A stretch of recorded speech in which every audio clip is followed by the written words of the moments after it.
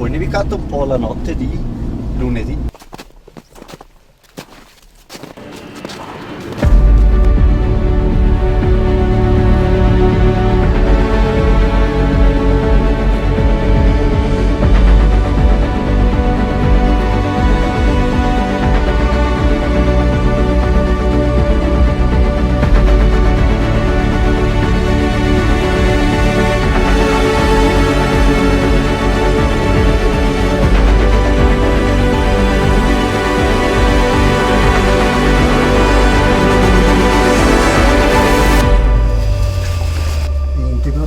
Integro, Perfetto, sì, come anche la cinghia cinghia. e anche tutto il suo colore.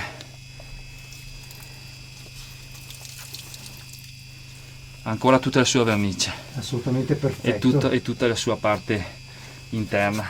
È proprio nella sua giacitura originaria. Sì. Si possono ricostruire e Sì. raccontare molte cose. Probabilmente era appeso a questi ganci ed è caduto e ha lasciato lo stampo sul ghiaccio e anche la paglia sottostante. Questa invece è una vanghetta austriaca ancora con tutta quanta la sua cinghia, la sua parte in cuoio che verrà successivamente estratta. Questo lo portate fuori adesso? Questo lo portiamo fuori, poi una volta ripulito finisce al museo. È fantastico, veramente emozionante prenderlo in mano dopo 100 anni. Quello sopra di me è lo Scorluzzino e questa invece è la Caverna 1. La Caverna 1 è oggetto di un importante scavo archeologico che va non alla caccia di reperti ma a raccontare quelli che sono stati gli ultimi momenti di questo distaccamento che dal 1915 faceva da sentinella, diciamo così, sul passo dello Stelvio. Caverna ricovero dello Scorluzzino, questo è l'unico accesso che mostra ancora diciamo, la blindatura originaria fatta in calcestruzzo che ha utilizzato scaglie di roccia locale e un legante cementizio per proteggere ulteriormente l'accesso in quanto è parzialmente esposto a rischio di bombardamento. La struttura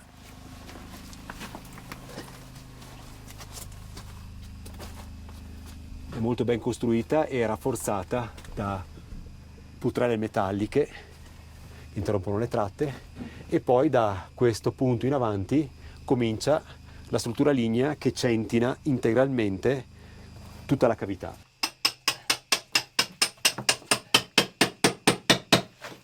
Il progetto è un progetto molto articolato, finanziato dall'Unione Europea, che ha inteso tutelare e valorizzare il patrimonio storico della Prima Guerra Mondiale in un contesto d'alta quota, sul fronte che divideva il Regno d'Italia con l'impero austro-ungarico, nella sua parte più occidentale e più settentrionale, che è quella che si dirama dal passo dello Stelvio e che oggi si colloca all'interno del Parco Nazionale dello Stelvio.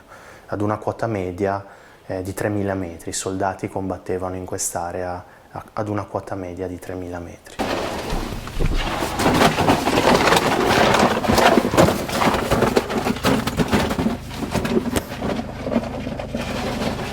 Non è facile lavorare qui dentro. No, per niente, per niente.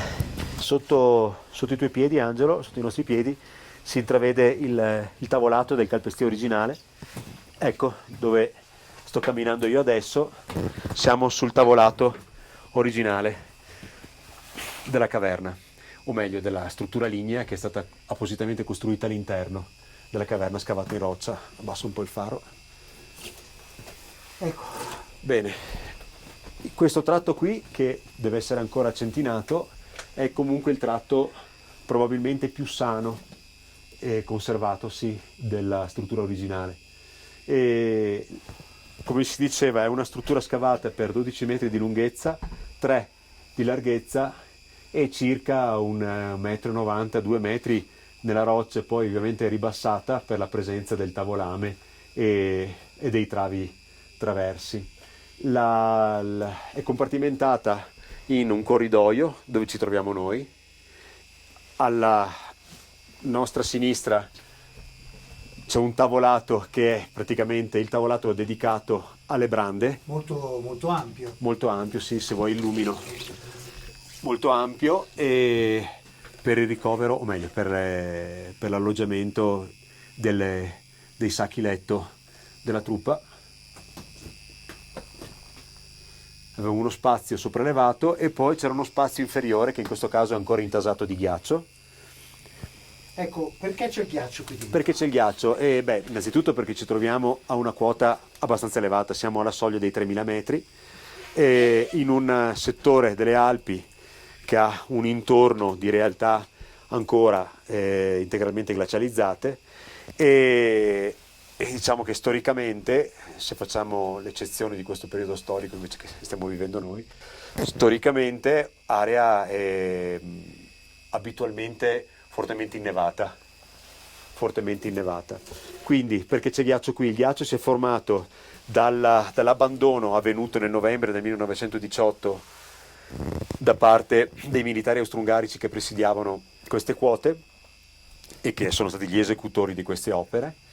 E dopo l'abbandono, appunto, l'acqua di infiltrazione e la neve spinta dall'esterno dalla forza del vento ha cominciato a ghiacciare progressivamente. Ecco, questa, se vogliamo, è una fortuna. Questa è una fortuna perché in questo modo tutto ciò che è rimasto sparso sulla pavimentazione, sugli arredi degli ambienti interni, è rimasto sigillato come in una capsula del tempo grazie alla presenza del ghiaccio. Quella che vedete lì è quel che rimane dei pagliericci dei letti, diciamo così, dei sacchi letto. Il pagliericcio, che sono queste strisce allungate, apparentemente di paglia, in realtà non è paglia, ma sono alghe marine, zostera per la precisione, provenienti dall'Istria. Tracce di zostera marina, quindi di alghe, che provengono dal mare Adriatico e che per le loro proprietà antisettiche venivano usate per i giacigli dei soldati. Ma è una cosa voluta o casuale? È una cosa voluta e che deriva da una catena logistica che l'esercito austro-ungarico metteva in atto e che approvvigionava rifornimenti, facendo partire nella fattispecie di quei pagliericci i rifornimenti dal mare Adriatico, diciamo dalla costa istriana, possiamo immaginare, verso l'altissima Val Venosta e poi il passo dello Stelvio. Quindi parliamo di una catena logistica che si sviluppa per svariate centinaia di chilometri. E questo è un dato. L'altro è quello degli elementi tecnologici della teleferica che approvvigionava il versante del Monte Scorluzzo, che aveva uno sviluppo di 2500 metri che partiva dal fondovalle venostano e quindi che permetteva l'approvvigionamento delle prime linee a oltre 3000 metri di quota in tutte le condizioni, anche quelle del pericolo di valanghe, degli inverni più severi di quegli anni, soprattutto dell'inverno 16-17. Invece dal punto di vista degli squarci di vita di esseri umani, cosa ci racconta? Quando prima alludevo alle privazioni, alla difficoltà di approvvigionamento alimentare dell'esercito, troviamo tracce di questo nei noccioli di albicocca che venivano rotti e che permettevano di mangiare la parte interna edibile, commestibile, il che significa che chi mangiava un'albicocca mangiava il più possibile, perché quello era il cibo a disposizione.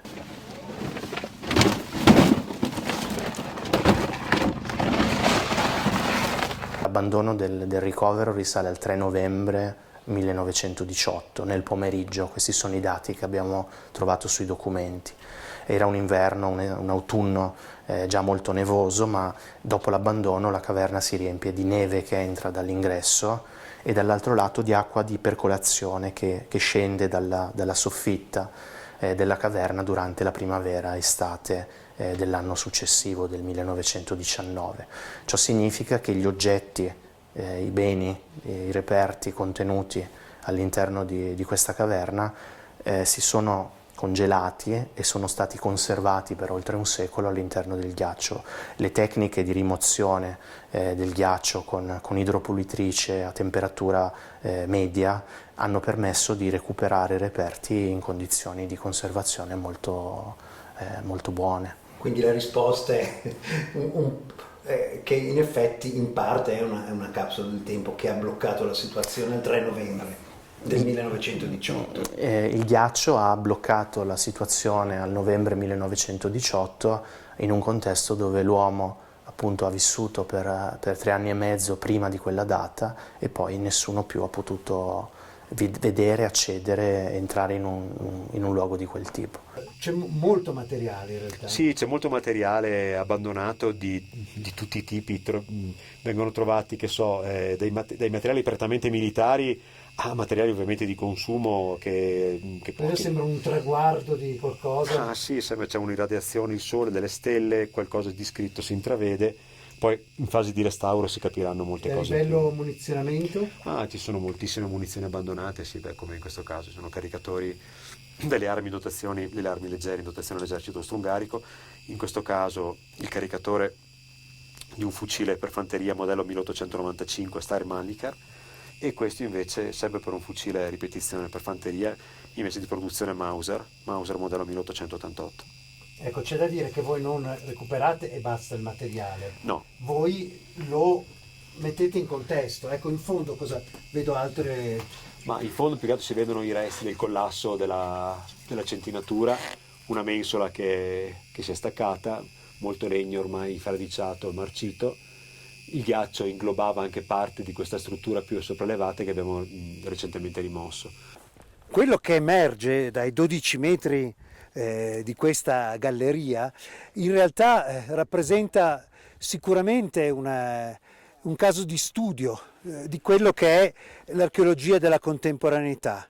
Si può fare archeologia anche su quelli che sono stati i nostri nonni, oppure archeologia anche del presente, perché l'archeologia è un metodo. Ecco, da questo si scopre, dicevamo, molto più che semplici cimeli. I cimeli, i reperti, vengono messi in relazione l'uno con l'altro e possono raccontare molto di più. Non è semplicemente l'elmetto che finisce in un museo, ma l'elmetto che assieme agli altri oggetti e alle altre testimonianze materiali, assieme nel contesto, possono raccontare molto di più, e questo lo fanno. Diciamo che è fondamentale il recupero dell'informazione archeologica del contesto, anche perché una volta rimosso tutto il materiale delle sue giaciture primarie, basta, è un contesto che viene completamente distrutto.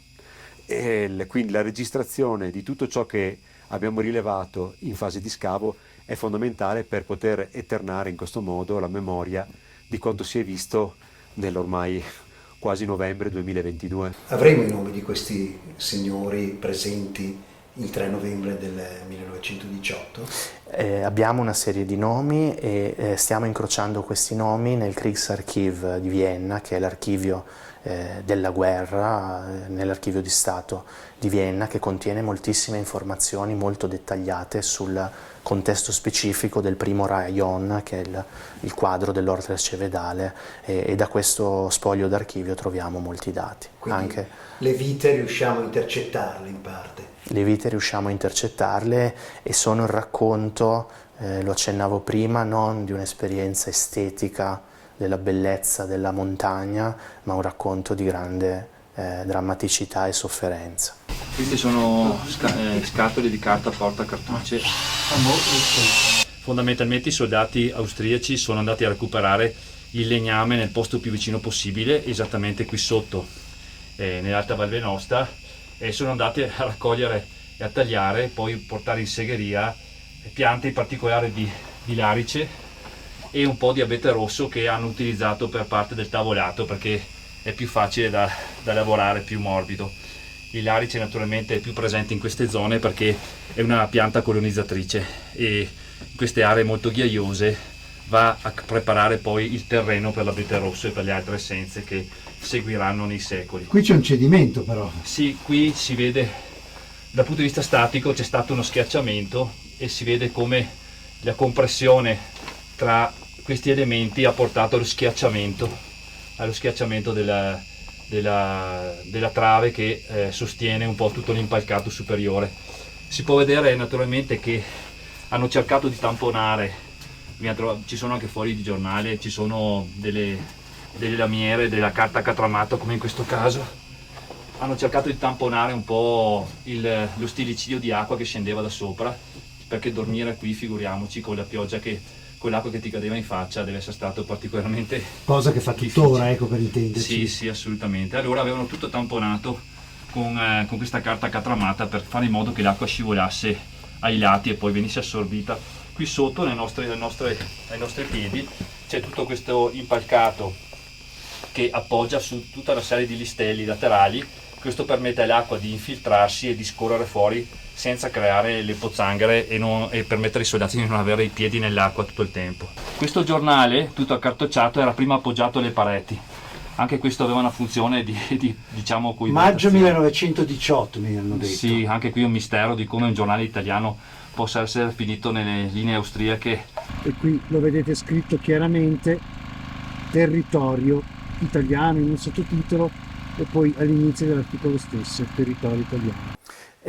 Ringraziando di nuovo in questo caso la soprintendenza lombarda, nella fattispecie la competenza territoriale per la provincia di Sondrio della soprintendenza, ma anche la soprintendenza della provincia autonoma di Trento e quindi l'ufficio archeologico della provincia autonoma di Trento, abbiamo non solo recuperato ma anche restaurato i beni mobili, in particolare per quelli cartacei abbiamo potuto recuperare molte informazioni di nomi di destinatari, emittenti, di lettere, di scritti che i soldati lasciarono, di giornali che, pur essendo in un sito presidiato dall'esercito austro-ungarico, erano giornali italiani, ma sono giornali di propaganda irredentista che quindi venivano consegnati, distribuiti, lanciati da parte dell'esercito italiano negli ultimi mesi di guerra per spingere e demotivare, spingere alla resa e demotivare il morale delle truppe austro-ungariche. Il ricovero in caverna dello Scorruzzino è indubbiamente un'opera di ingegneria militare che merita di essere studiata e documentata a fondo. Qui i rilievi effettuati dall'ingegnere Pietro Azzola dell'Università di Bergamo con metodologia integrata 3D, laser scanning e fotogrammetria terrestre e con drone. Questa non è stata una roccia banale da scavare. Ma in realtà gli scisti e le rocce metamorfiche, essendo molto fratturate, non sono poi così difficili da rompere, diciamo. Li hanno anche utilizzati queste pietre per fare i loro muretti nelle trincee e poi anche come inerte per queste murature qua all'ingresso.